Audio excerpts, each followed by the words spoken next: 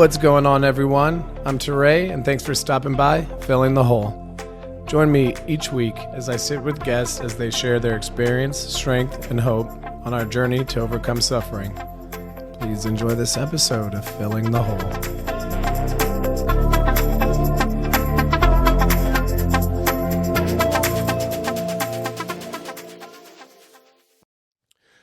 What's going on, everyone? I'm Teray, and thanks for stopping by, Filling the Hole. Today in the studio, I have a new buddy, Shawn. Shawn, what's going on? It's going well. Today's been a little busy.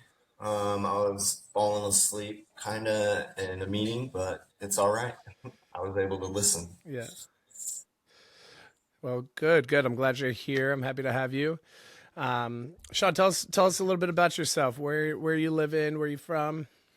So I'm in Manhattan. I've been in New York since 2008. When I moved here, I'd never visited. So I only knew two people and had no work connections, but I came out here after college back in Colorado. And I have a BFA concentration in photography with an emphasis in printmaking. And I had this dream. This dream was to come out to New York and be an artist and a fashion photographer. And so it starts back in Colorado.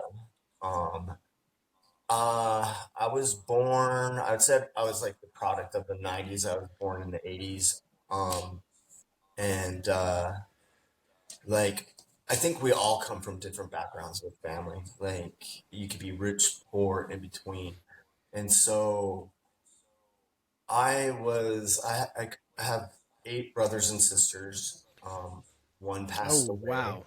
Yeah, we come from different Sorry to dads. hear. Yeah, um, we come from different dads, but we have the same mom. Um, Wow. yeah, That's a lot. Your mother, God bless her. What was that like growing up with such a, let's just say, full house? yeah. I mean, well, that's the thing. So she was kind of like a rock and roller star too, and so I think she had me when she was 18, 19. I'm not really sure. So she had two kids before me, Angelina and Joshua. So Angelina, she's the oldest, and she and I have the same dad.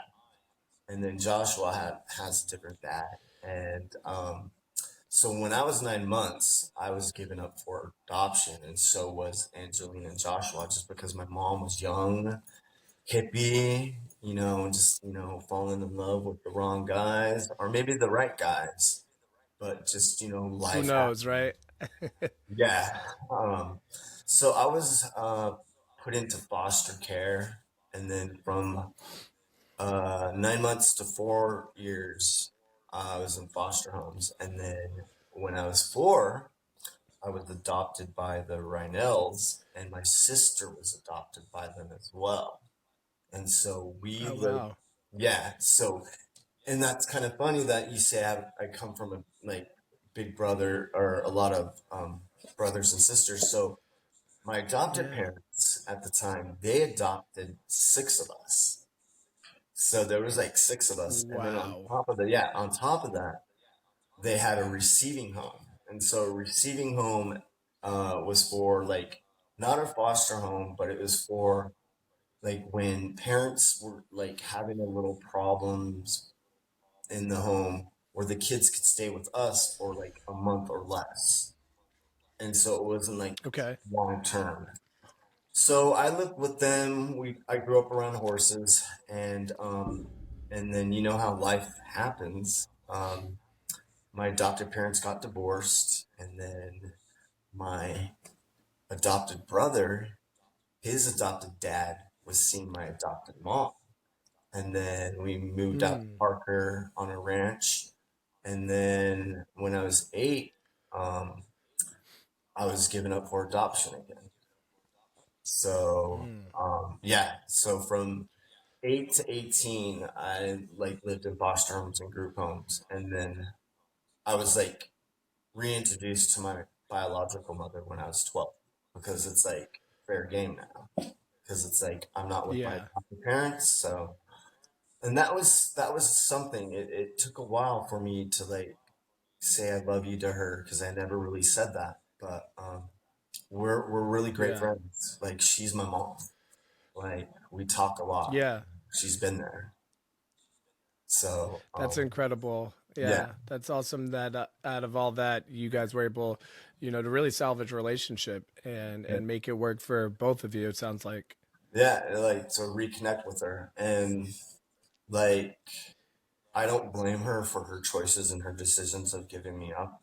Because I embrace like with my upbringing because it's like it made me who I am today, and I always like focus Totally. on that.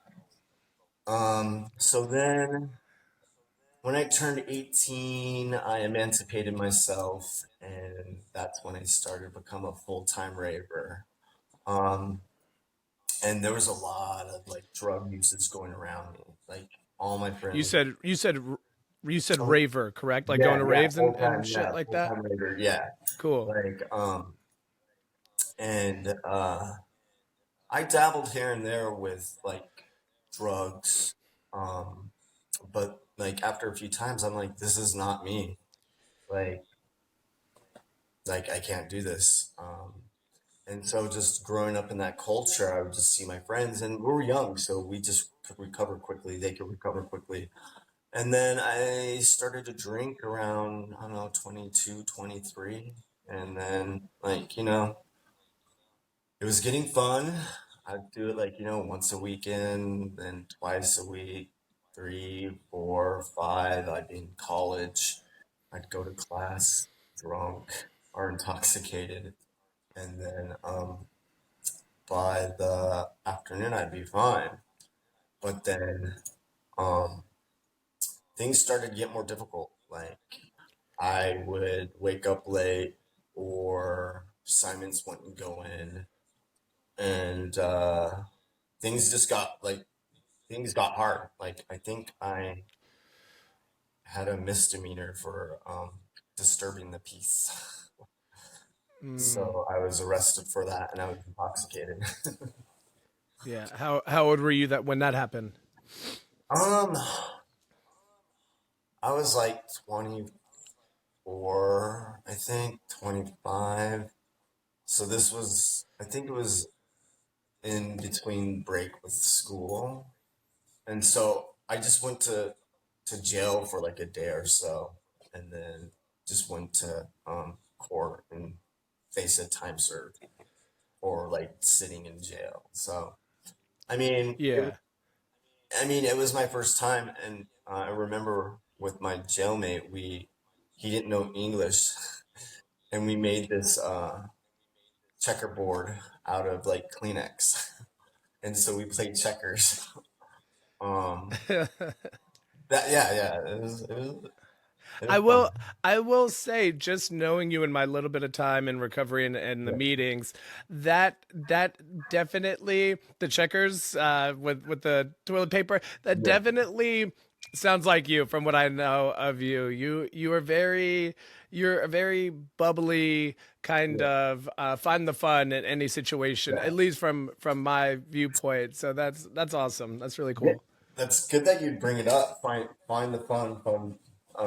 Is like I remember when I would be drinking, I would just like to like get on people's roofs in Colorado, jump from one roof to the next roof. And then like the next day, my friend would be calling me up like, "Hey, Sean, so I got called from my neighbors about like hearing like people stomping on the roofs." I mean, I would do crazy stuff. Like I had another friend, he lived up in Golden and he had a trampoline and I would just jump on it high and I'd just be drunk doing backflips. And I remember one night I like went too high and then fell right on the springs, hit my head and fell onto the rocks and nothing happened. Mm, Like, cause like when you're in that state of lethargic, your body's just flimsy. You're not stiff. yeah. And so my Yeah. body was able to just like fall back, hit the ground, But when I look back at that, I'm like, holy, I could have like, broke my neck. And then, That's definitely your higher power looking out. yeah, I mean, there's something out there. Like throughout my life, there has been some, I don't believe in fate, but there's been something that has been guiding me to where I need to go. Like the people I've met and the people I've been meeting, and just my experience with being given up for like my biologicals giving me up for like adoption and then being adopted and then being given up again for being adopted. Um, like just, it's molded me to who I am, and it's like I never would have thought that.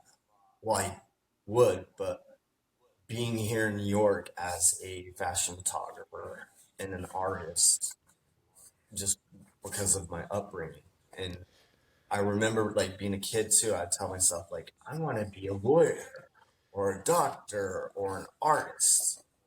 And so I think it wasn't until like 18 that I wanted to be a fashion photographer.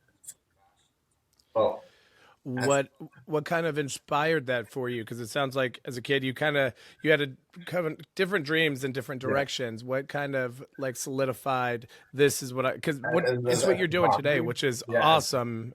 Yeah. Yeah. Well, I remember like fourth grade, maybe even third grade, I remember kids getting awards for like photography, and I was really interested in it. And so I think it was in fourth grade, I got a little camera for my birthday. I would take photographs of like the people in my group home. I'm like, hey guys, I'm gonna take a photograph of you. Just stay how you are. Just keep doing what you're doing, and I just like take a picture. And so I think that's like the first introduction that I got introduced to photography, because I didn't really have any like role models growing up in my life. I had caretakers, I had foster parents, and so and a lot of therapists, and so that's I think that was the defining moment.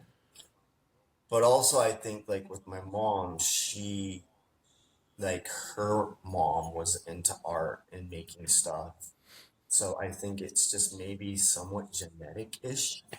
I can't really say if it is, but I think that was the defining moment. And then when I moved to this high school in Broomfield, they offered a photography class. And so I wanted to take it. And then I took all the photography classes that you could at that school called Horizon. And we'd call it Horror High, because I guess there were a lot of people that would have sex. And I actually started to make my own classes. So I would sit with the instructor, I would write out my syllabus, and then I would just self teach myself for the next few semesters. And it would just be myself in the dark room doing my own assignments. And so from there, I guess you could say that I'm like a really self driven self starter when it comes to art. Um, so that's how Yeah. that started. And then That's amazing. yeah. And then like when I met friends through the raves, I was like, let me photograph you. And I would try to set up like really beautiful scenes with them. Mind you, I've never looked at a Vogue, didn't know what a Vogue was. I'm not sure what drew me to fashion, because I didn't really much have a fashion sense as a kid. But there's something about like telling a story within an editorial and just pulling from different cultures and what's current, what's going on. I mean, if I can, Yeah, sometimes we have this calling that is yeah, calling to us, and we don't really know where it stems from. yeah, So that's pretty awesome that is something you had, to kind of yeah. guide you. Um, And yeah. then kind of like foster me. I mean, and it was weird. It was like me doing it. Like I didn't have like people telling me try this, Sean. So it was just me exploring myself. And like in high school, I didn't drink. And then I like, dabbled here and there with marijuana. I remember just getting stoned before school with friends, and then we just like walk in and we're just like, yep. But then all of a sudden, I started to get panic attacks on it. Like it was weird. And then I tried something different, panic attacks. And then I'm just like, all right, I can't smoke it. I'm like, Yeah. I think that was my body telling me like, hey, you can't do this. Like you were for 3 months smoking it almost daily, and it just like kicked in and just like, nope, you're not going to do this. Um, So tell me a little bit more. Um, and college, yeah, you were raving, yeah. and you know, drugs. It sounds like drugs became more of a pattern, or more accessible. Well, actually, no. It was around me. Okay. I tried some drugs at 18, like some stimulants, and it just wasn't for me. And like all my other friends, they were doing stuff around me, and they called me Sober Sean.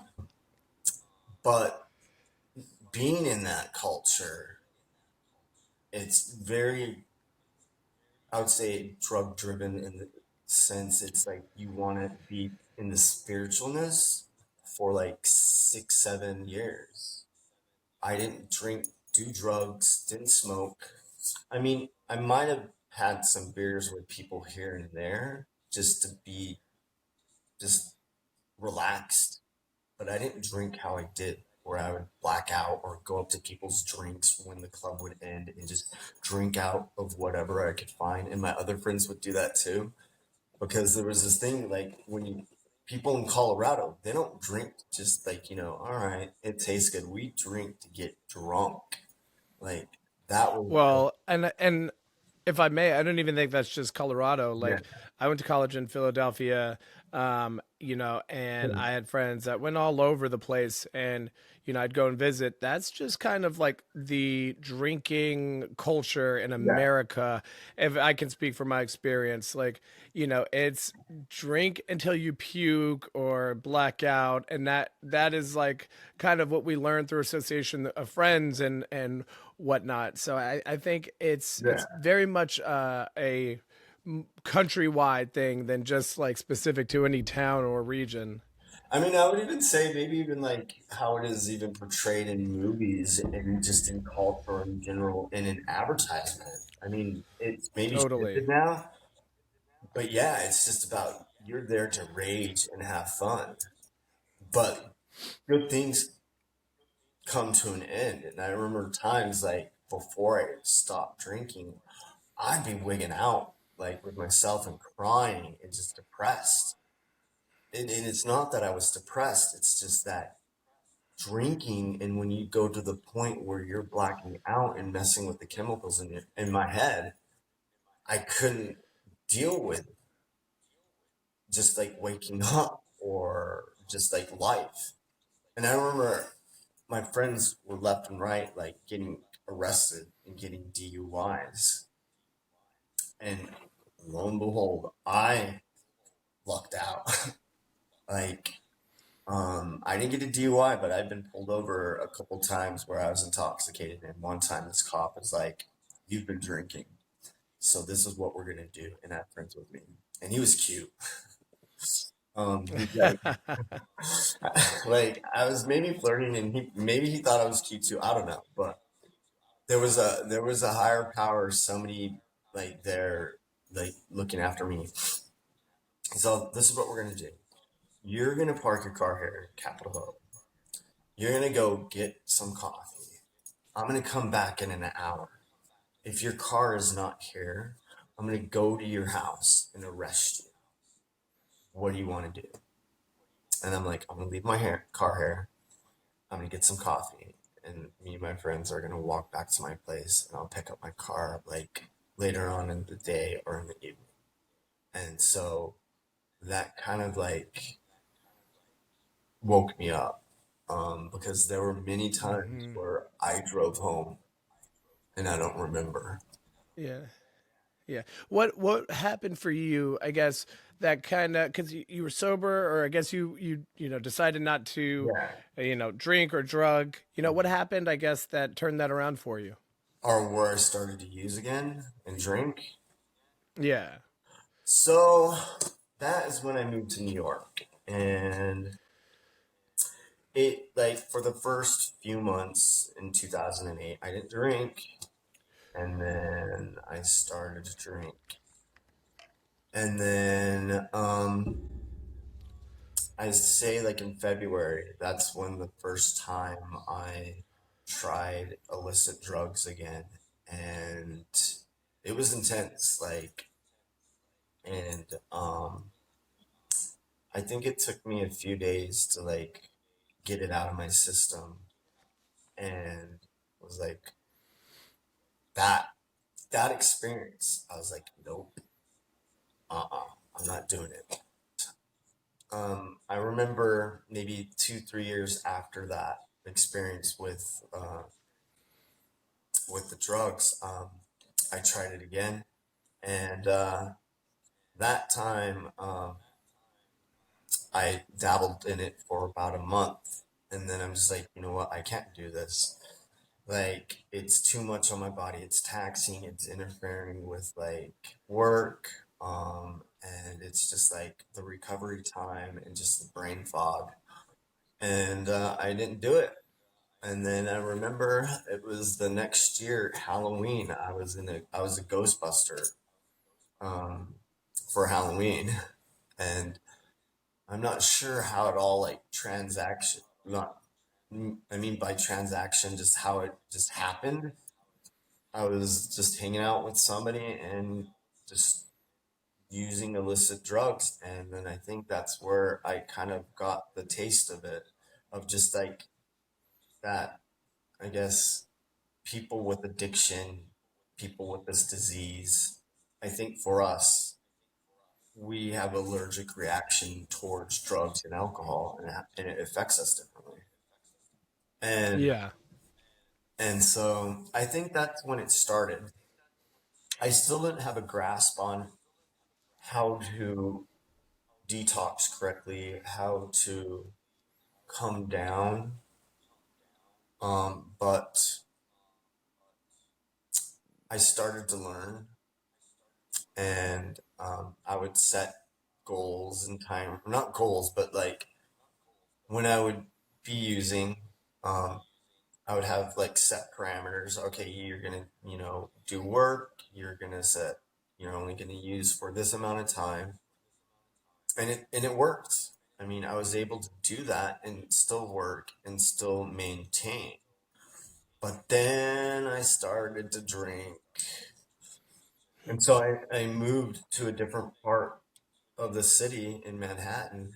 And that's when I started to like hit rock bottom with substance usage. Like, I started to have to go to hospitals because I thought I was having panic attacks or having a heart attack. And also, I got checked in a couple times where they had to keep me for a couple days just because there were elevated like markers in my blood which shouldn't be there. I would say I'm like a binge user, so I'd use like for 2, 3 days and I'd stop, and then I'd use, and then I would pick up after I go a week, 2 weeks, 3 weeks, and I would just do that.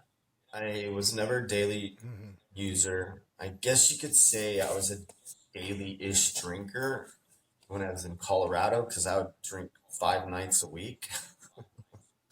Um, but in 2016, that was one of like the hardest rock bottoms, and I had some friends in the fashion industry, and one day I just got out of the hospital. I think I also mixed other things, and I just called him up. I'm like, hey, I'm not doing well. Can you help me out? He's like, what's going on? I told him the situation. He's like, hey, so tomorrow I'm gonna go to the center. And I'm like, what's the center? He's like gay, lesbian, transgender, the JBLTQ center, where there's meetings. And I'm like, what's a meeting? He's like, well, it's AA. You go there, you talk about addiction and problems, and you meet people with the same experience. And so that was the first time ever that I was introduced to that. And I was, I wasn't, I don't know what I was expecting, but I was nervous. I was really nervous because, like, I'm sitting in this room, I'm still coming down, full of people, and then I had to say, "Hey, my name is Shawn," and then I think I don't know if I said if I was an alcoholic or not because I didn't know the correct rules, which there's no rules, but it's like how you introduce yourself into this into a meeting. Um, and then people were nice just because like I was a newcomer, I didn't know what to do, what to expect. And then I think I did that for about 2 to 3 months, but I stopped going just because I got back into like using. But I also was like, you guys are crazy. God, like putting the like giving being powerless and saying that I'm giving my will and my experience over to something else and God. I'm just like, nah, no, no, no, no. I got this. Like I kept telling myself, and I did make some friends within the AACMA meetings, but then I kept on like going in that like roller coaster where I'd reach out to them when I was like coming down because I just didn't know what to do. But that's the thing that's not sad, but that's the addiction where I know the end result of what's going to happen to me when I'm using illicit drugs. But here I continue to do drugs and drinking, but I know the end result. And it's like, and I wanted it to stop, but I couldn't just because of, I mean, that is literally what addiction is. yeah. And it's like, I know like the playbook right there of like what's going to happen, but it's just that feeling of excitement, danger. And I think I'm just an adrenaline junkie because I remember when I was like a little kid, I would go into the mall like 4 or 5 years old and I would hide from my adoptive parent so I could get lost.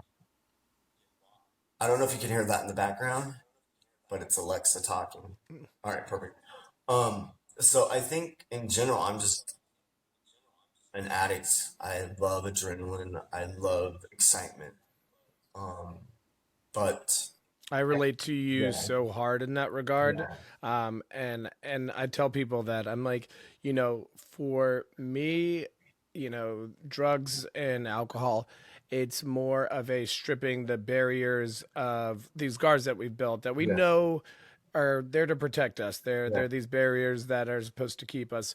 And then, the drinking and the drugs tear that down, and then it's like unhinged just chaos. yeah, And like the thrill of that, of like, what is that next adventure, yeah, what is the next situation I'm going to get myself in, and how am I going to get myself out, and then to the next one. yeah. It's for me, that was my loop. It was just like the adventure, the falling into it, the falling out of it, the adventure.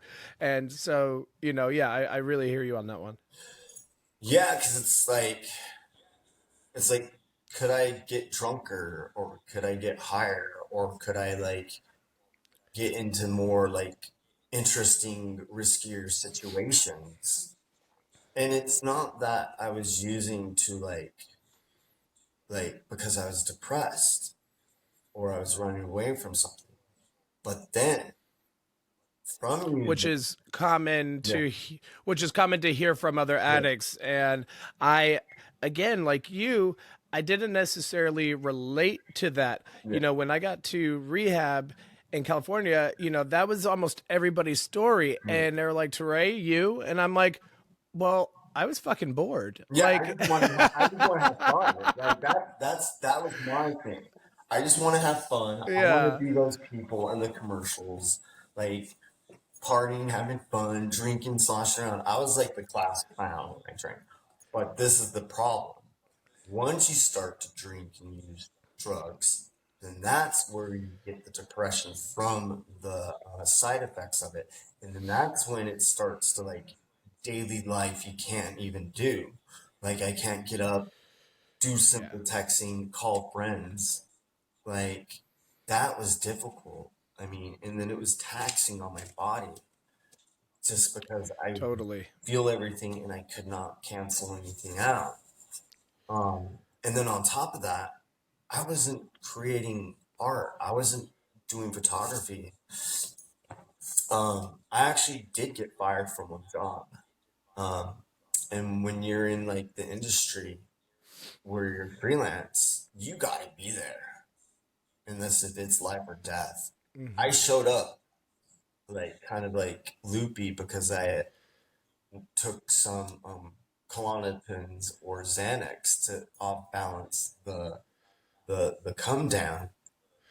And Hmm. I was just like, for those 2 days I worked, and then I got an email from the casting director, and he said, "Shawn, so and so is not going to use you again." And I had worked with them for over a couple years, and so Wow. I left it at that. However, I don't know what was guiding me, but a couple of years later, they reached out to me again. These people that stopped working with me and said, "Hey, Shawn, so you're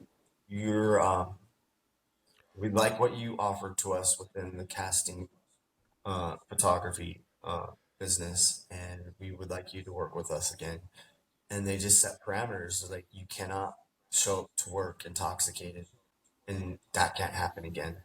And I apologize. I was apologetic.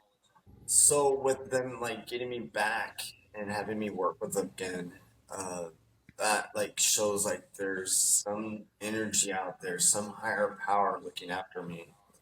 Um, I mean, I still don't believe in on like on the like every well things happen for a reason, but I don't think Totally. my life is set. But I think there's some type of energy or just who I am that keeps guiding me back to where I need to go. And I mean, I was still struggling. Like I was still using. I was still going to the hospital. It was lessening, but there were instances where I would hit hard and came. I probably OD'd a couple times, but the funny thing is I didn't go to the hospitals at those times when I OD'd. Um, but there were a lot of times when I went to the hospital when I wasn't ODing, but I was just not knowing like my body. Um, Hmm. I was introduced to harm reduction, and so that's how I started to get back into like recovery mode. And it wasn't until 2019 I had somebody that was like, I would have to say my guardian angel, but also we would engage in illicit drug usage um, and drinking. He decided to go to IOP and to meetings and graduate from harm reduction. And so monkey see, monkey do. So I'm like, all right, let's do this. Like, and so it was, I think it was June 2019 is that's, I consider that my induction to recovery because I've been doing that Mm. since. So I've been in recovery 2019, 20, 21, 22, 23, 24. So I've been doing it for almost 5 years. Within the 5 years now, within like AA, CMA, and some NA, um, I have not reached 90 days of continuous clean time. Um, you would call me a chronic relapser. um, within. Why do you think? Why do you think that that is, or has been your experience? Um, it's a good question. I think when I first came into the program in 2019, um, I wasn't ready yet to like give up myself to a higher power and say I have a problem, like a real problem, even though I knew I had a problem. I couldn't Mm-hmm. function for like the life of me. When I would be coming down, I'd be asking people to go to the store to pick me up food because I couldn't deal with daily life and just being out in the open. Um, but what it is, it's just I have like some chemicals in my head that just love that adrenaline and that rush or sensation of just being happy or whatever. Um, but it took it took a couple years, like 2 to 3 years. The pandemic definitely put me through a loop. I think that set a lot of people back. But I did form friendships where I used with people, and it was like this. We were like this little crew, and we watched out for each other. Because all the meetings went to Zoom, and I just couldn't do Zoom. I wasn't relatable for me at least. I'd be distracted. I'd be like, all right, what angle? How does my background look? Um, but then once everything started to open, I definitely I love meetings. I mean, I have to say this. I love meetings. There might be sometimes I'm grumpy. Well, and that's where we met, right? I Yeah. remember that our first meeting was at the So center, so you and want no, it you wasn't at the center. It wasn't at the center. It was at was it Yam? yeah. So I'll tell you the story. I was being a little Uh jerk. oh, Well, no, you because were. Wait. I was being a little stinker because I didn't know you were new, so you didn't know like the rules. But I remember my friend, Oh, she you wanted came to over sit. with the Yeah, chair, no. I said, hey, because it was already 20 minutes, and you still and have it your was my backpack. first time, Yeah, and it so was you my have a first time at backpack. that meeting. Yeah. So you have a backpack, and I'm like, hey, can my friend sit here? And you're like, no, man, sorry, like my friend's coming. And I'm just like, ugh. But then you stood up, you shared, and you're like, this is my first time at the meeting. And I'm like, fuck, I was a little jerk, even though I didn't come off crazy, but like, I was Ah, just like, I I almost totally blacked out the fact that that was you yeah, because I was so nervous because that was my first yeah, meeting. And I was just nervous. I was yeah, nervous. And I remember that, and I really had to practice what I had just learned in rehab, which is focus on you right now. yeah, Because I was like, it sent me because I'm already on edge because I'm yeah, nervous. And then I'm like, these people are supposed to be looking out for each other, yeah, da, da, da. And like he's being a complete bitch to me. And I'm like, no, yeah, wait, hold on, go inward. You are holding this chair, da, yeah, da. And I'm like, yeah, but even though I didn't know the rules, so for him to yeah, come over and talk to me yeah, like that, and then it just was, I was like, Trey, stop spinning, right? yeah. And, just fucking focus on self, focus on the speaker, focus on the shares, let it go. And I totally fucking blacked out that that was you. That is hilarious. But then once you shared, I was like I went to like all right, I gotta make amends because I think once we all went downstairs, I went up to you and kind of said hi and just kind of pretend like it didn't happen. Total, and I fell for it, and I fell Yeah, for it because I think I didn't realize it was you after yeah, the fact because I was so shocked. Like I was yeah. so shocked when that happened, But and it was the way I said yeah, it. It was the way I said it, like because I didn't say anything rude. It was just like my energy towards you. I think was very aggressive.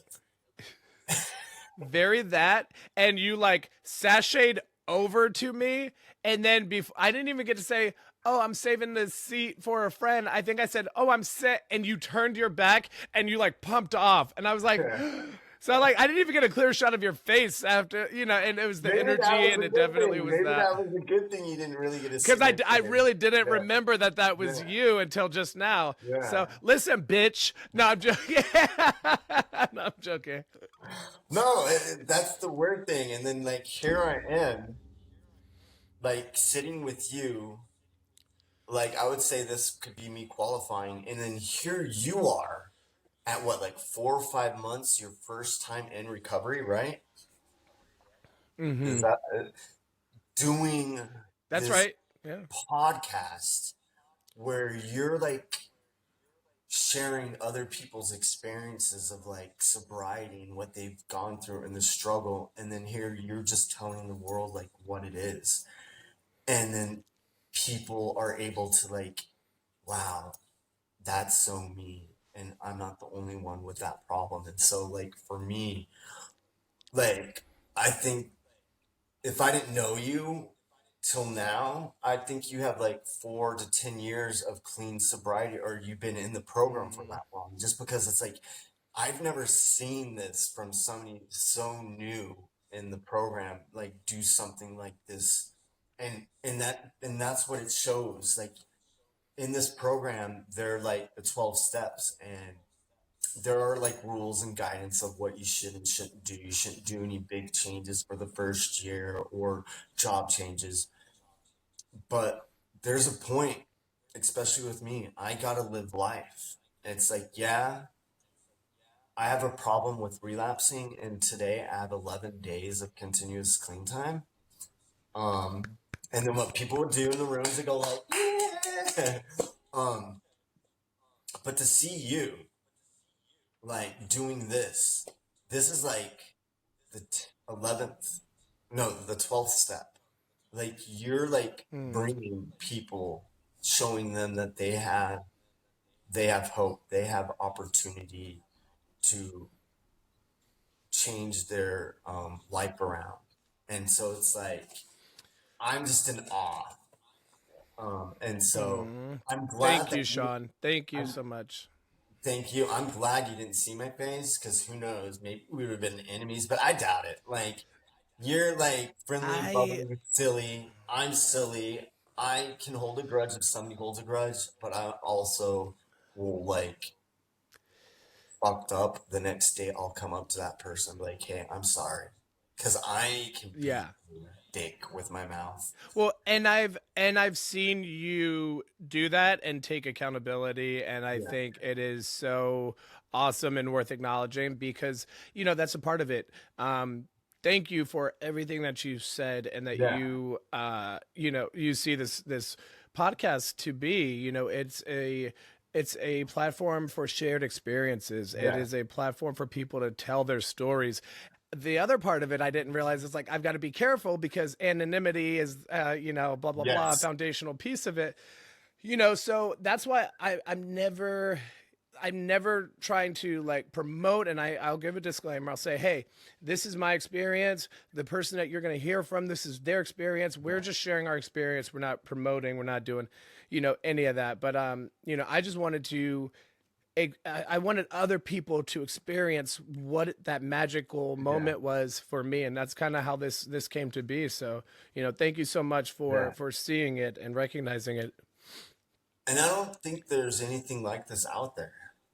And for somebody just so new to recovery to do this, I'm just in awe with you. I'm just so excited, and that just like shows like within the program, like it's never too late, never too soon to start what you dream about. Oh, that was So that was great.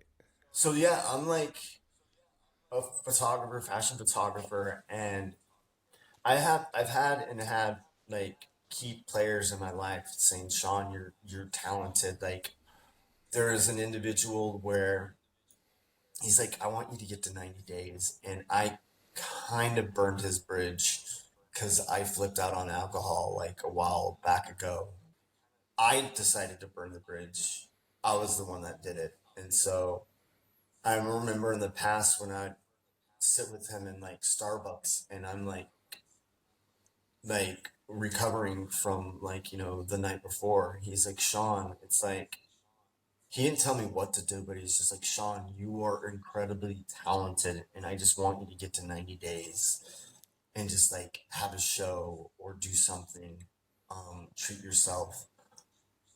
I got to 89 days one time, and then this is me. I learned from my mistakes. I went out that night. I mean, it is what it is, and I think through the process of like using, there were times where I did start to use just to get back at people. That there were a lot of times I just wanted to use to have fun, but then it got like what I was telling you earlier with the drinking. It just got to the point where it started to depress me. So then I was using just to like check out or to just Hmm. not harm myself in the sense, but harming yourself. You do harm yourself when you do drugs and alcohol. You're just doing a number on your body. And I'm like, um, can we make references to TV shows? Um, Totally. We're so not promoting them. We're just talking yeah, about our experience. I love South Park, and Chef says like, kids, there's two times when you could do drugs. It's like in college, and I forgot the other thing.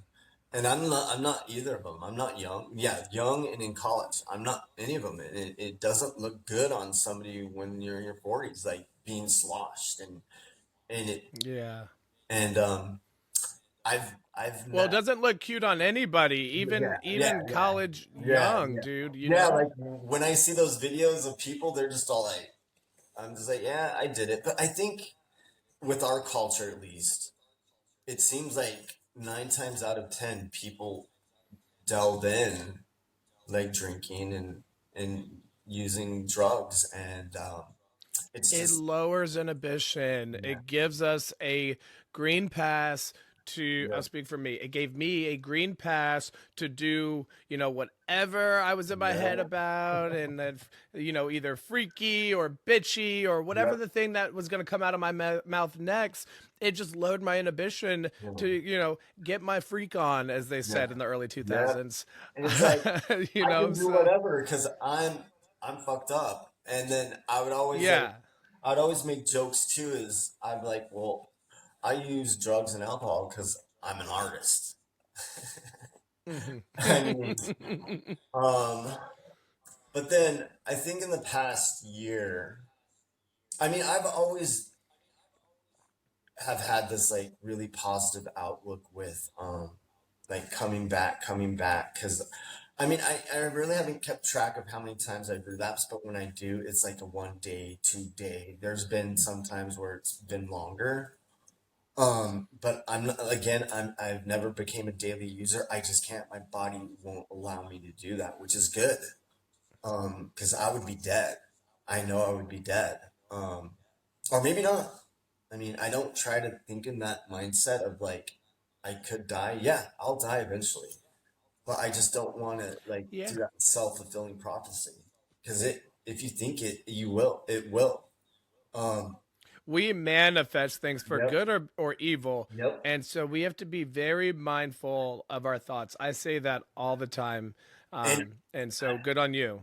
and I think the past couple years, 2, 3 years, I've been manifesting more positive things, and I'd say in the past year is I've met some really great people, including you, where they've been fostering me and like taking me into, oh, look, how did that do that? No.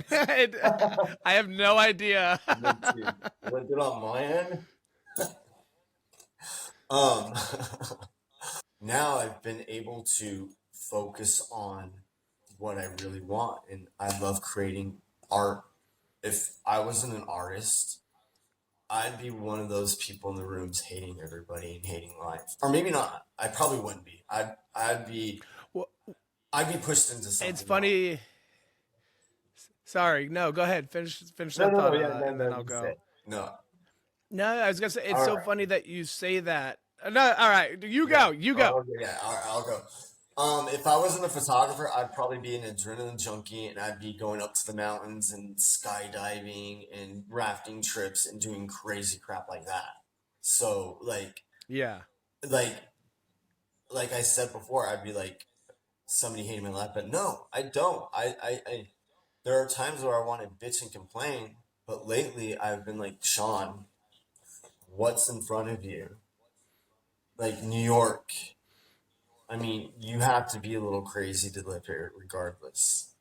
Um, Oh yeah. Oh yeah, yeah. And my sponsor, Bob K, I reference him all the time. He says, "Look for it and you'll find it," right? Or we yeah, see what we're looking for. And he's like, and I try to be a man of solutions and not a man of problems. And I yeah, love that. I love that.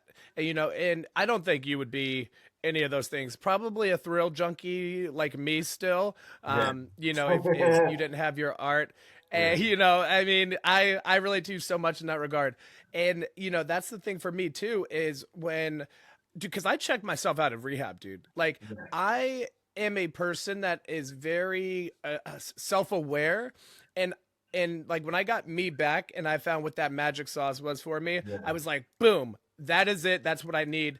And then like for me, I'm a bit of an extremist, so I have to yeah, go, how the fuck can I make this work for me? And that's really like, this podcast started as a give back and also as an act of just like healing and an act of purpose for myself, because that's yeah, what led me down my track was like, very little purpose, very little ambition. And so, you mix that with, drugs and things that are out there. Yeah, you don't stand for something, you'll fall for anything, that yeah, old saying.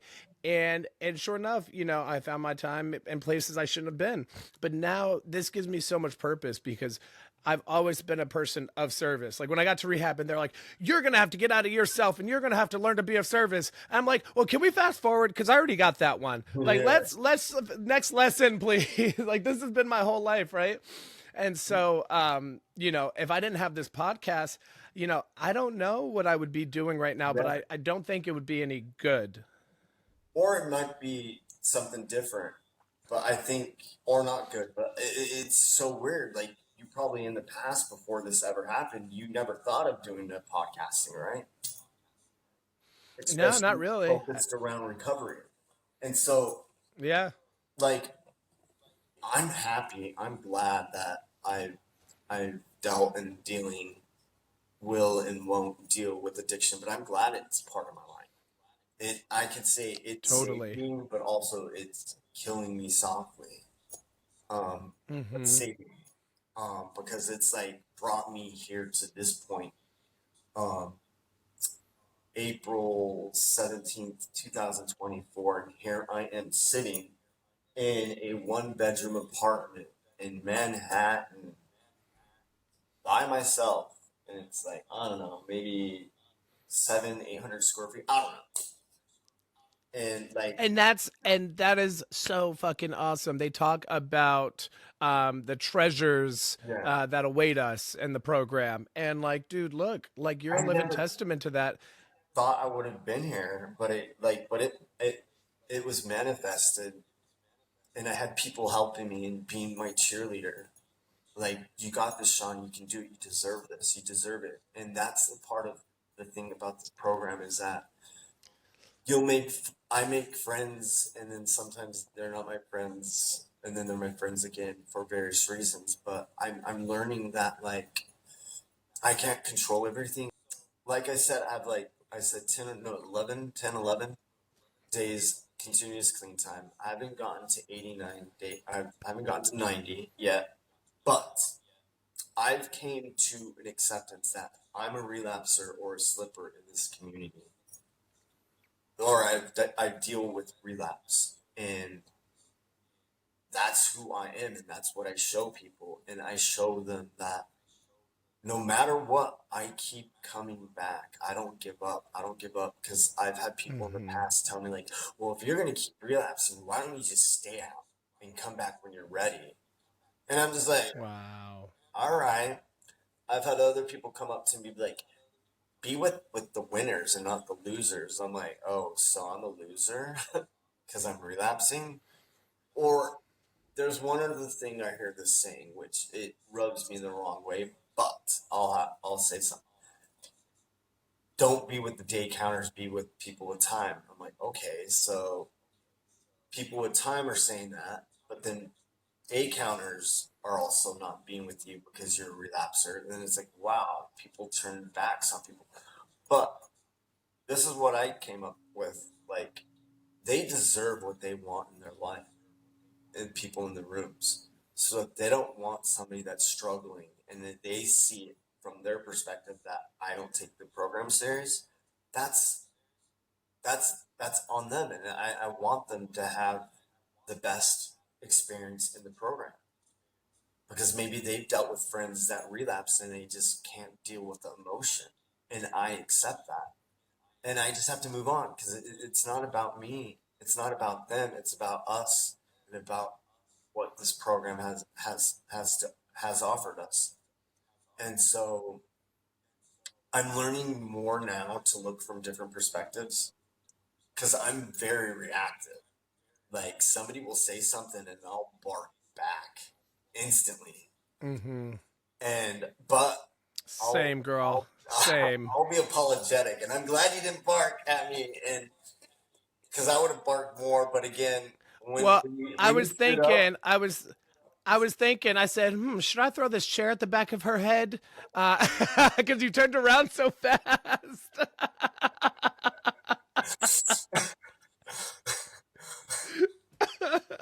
but when you like stood up, I'm going to say it again. When you stood up, I was just like, oh fuck, Well, because you know what I'm it a is jerk. too is. I'm like a jerk. Oh no! No, You know yeah, what? Your words, not mine. yeah. Um, No, I could be no, a I'm jerk. No, joking. right. Ask some people. They're like, I'm yeah, you be joking. a jerk right But I mean, is that not just a powerful now. Yeah. lesson? I liked how you brought up asking for help. It's hard for me to ask for help because growing up with my upbringing, I didn't have people Oh, that. wait. I already know this because when we went to go get some materials and supplies for your sober party for the Yeah. watch, you were pointing that shit in the Uh, store, and I go, "Would you like me to grab that and pick that up?" I go, "Cause we use words. You're not gonna point at shit yeah. like this is Yeah. Bojangles, and I'm about to just." Well, my excuse, I was like stressful. I'm on crutches. I'm just like thinking of everything. But yeah, it was good that you said that because sometimes Nah. I forget, like, oh, I need to articulate what I'm thinking. And instead of just like thinking people already know what I'm thinking because they can read my mind. I wish they could. Yeah. But yeah, it was funny. I I'm laughed guilty about of that. that Yeah. too. Yeah. Yeah. Totally. Yeah. Because It's then, so funny. very Sean fashion, you started over communicating after that. And I was like, he's being funny, but I'm going to let it Yeah. go. Because you know Yeah. what? He's doing exactly what I asked him Yeah. to. But I was doing it in a funny way. I wasn't doing it as a dick. It was Yeah. hilarious. It Yeah. was hilarious. But no, it's so cool. Like you didn't check me, but you did it in a funny way, and that's the cool thing with you. Like I'm trying to learn more about my tone with people, and I'm learning more about helping, but helping myself. Um, and Yeah. I came to accept that I can't blame anybody for if I want to go out and drink and use. I only can blame myself because I'm the one taking that up to my mouth. Nobody else. Mm-hmm. I have the control to leave the situation. And that's the thing with this addiction. It's so crazy and so hard. Like some Mm-hmm. people get it. Some people, there's people in the program, and I applaud them. They're pillars that never relapse and never will. There are people that do struggle with it and struggle and struggle and struggle, and there are people that do leave this earth, which is sad, but it happens. And this year there's been like 2 3 people, and it's like I'm like still like in not shock, but just like this one individual that passed recently. I'm just like, man, just I remember our friendship and what it meant to me. But I don't look at when I relapse, like, oh, I'm gonna die tonight. I don't know. I just don't look at it that way. But I have a Well, really, there's a yeah, lesson in everything, yeah, and I think, you know, if I can go back and touch on something that you mentioned, yeah, outside perspectives about you. First of all, I would encourage you, because words are very powerful. You know this about me. I would encourage you to not say I am a yeah. chronic relapser, or I I am, was, say I have relapsed. yeah. Yeah, just say I have I relapsed, have, because people I say that. am is identity, right? Yeah, For me, to Ray, I say I am kind, I am caring, I'm I love loving. people. Those are things Yeah, that I am at my core. yeah, You know, I'm not going to pull negativity into my identity or yeah. myself. So yeah, I would just encourage you to be Relapse is mindful of the part of my words, because story. yes, you've It's part of my story, and yes, I embrace and it. I commend you. Yeah, Yeah, and I commend you for coming back, because yeah, there's thank you. somebody that is walking in a similar path as you, Yeah, and you are sparking hope, and yeah, you are giving them, an image that this can continue yeah. and this can be important, and it's okay. It doesn't matter how many times you fall Relapse. down. It Yep, matters how many times you get the fuck up, and it's going to stick. And when it does, it is going to be everything that you ever wanted. You are a beautiful artist. You are such a joy and funny person to be around, and that's what you would be robbing the world yeah, of, right? If for some reason you weren't able to make it back, and that's, I just try to keep that saying alive in my head. And I can't, you said it, because it's in the program. I can't control anybody else. I can't yeah. control people, places, or things. I can control me. Yep. And that is the only thing we have power over today. Yeah, and another like really good fellow with a lot of years, he said like Sean, he's like, it's none of your business what people think of you. Mhm. I'm like, oh yeah, like he's so spot on. It's like, duh.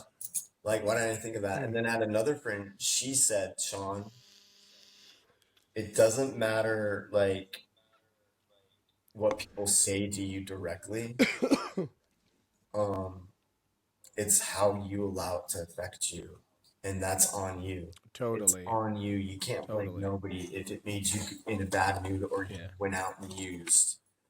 If you have any advice or anything that you would share with the newcomer, or somebody just starting to identify, or Yeah. somebody that may not have identified just yet, any advice for the newcomer, anybody in that kind of genre? Run away. This is a cult. No, just kidding. I would, I would say don't get stuck on things. I don't approach this program from the normal way because I technically don't have a sponsor, but I have a lot of people that I go to, and I still technically have a sponsor because we never broke up. But I would say this: read the steps daily, reflect on what they mean to you. There's no wrong way or right way with sobriety. If you fall down, get back up. And it's okay to sit and think that you're a fuck up, screw up. But then you need to decide on what you want to do.